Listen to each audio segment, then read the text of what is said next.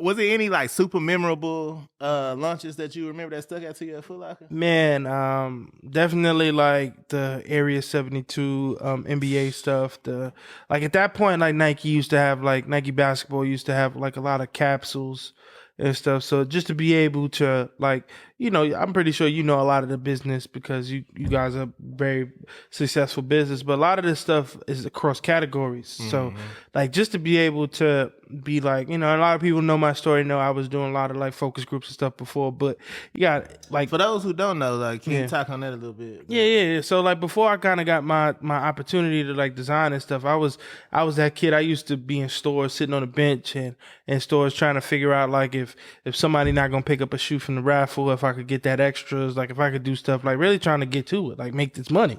So on my I think it's Brendan Dunn who always do this. So have you resold shoes before? No, I'm just playing. No, so he actually mentioned it on his Complex interview. Yeah. And so we do have listed, like, tell us one of your most memorable flips. Yeah, we gotta finish hearing you about the focus groups and stuff. I'm gonna get right to it. Yeah, for sure. But what was the first question again? I'm sorry. I want to say we didn't ask you four questions. I don't even know this one. Let's rewind. Yeah. The first question, like, what's some of your most memorable releases? Oh yeah, releases. So pretty much like I was working in the flagship Foot Locker, so we used to have corporate upstairs. So you sometimes when you see them a little bit too excited, when you see them kind of hanging around a little bit too much, they trying to get a little something. Like, you know what I'm saying? Like they know what's coming because they work on it. So they hanging around, they talking to manager for 30 minutes, they trying to get some favors in. So I probably like the Galaxy foams and stuff like that. Like just cause like I was saying, like this stuff works through categories. So imagine like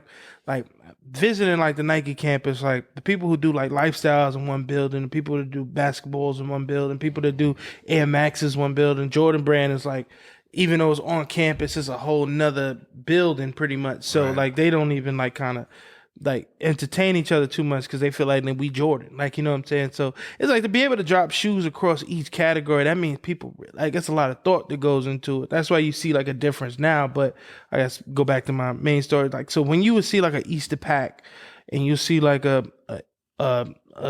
all-star pack or Christmas pack and stuff, like you would just see the energy. But with the Galaxy is like, man, I just started seeing people line up from like a week before, and I was like, I ain't stupid, man. People outside a week before, I'm looking at certain faces, but like, man, this man don't got a week of his time.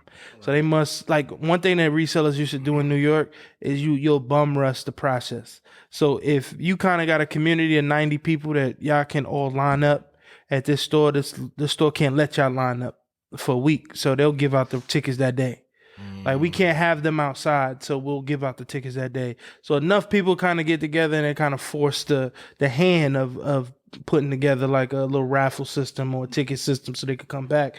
So, man, I seen like, which now is like the owners of Sneaker Con, and I seen somebody, it was a dude that he had a store in Soho. I said, all these people online and it's Tuesday, them phone pods. I said they must be giving out tickets today. So, man, I called everybody in my phone book. And I ended up even working there. I was able to get like 5-6 pairs, and that was just because it was like, yo, you gotta think about it. Like, resale wasn't crazy. Like, it was no platform, so you had to either have a solid like phone book or like people that you could sell it to, or like eBay or something like that. So I was telling people I give them $100 for the Galaxy foams that I could make $1,200, $1,300 off.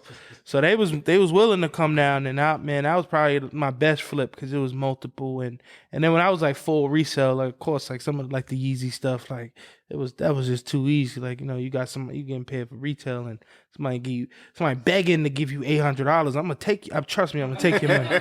You ain't gotta worry about me taking your money. I'm gonna take it. So that's probably some of my more memorable flips. But I think some of my special flips is it was a time where like the Air Yeezy 2s came out, and to me, I think that was the first time I seen stores realize like, yo, like if y'all want this bad, this my price.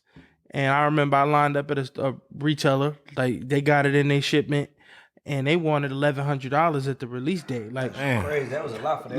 Like at the register, like at the register, they like imagine walking into here and y'all just like, yo, $1,100. Like, people could be like, what the fuck is going on? So it was like, so I ended up paying it, and it was probably like $300 more than my check, but the car still went through. So it was like, all right, I'm down.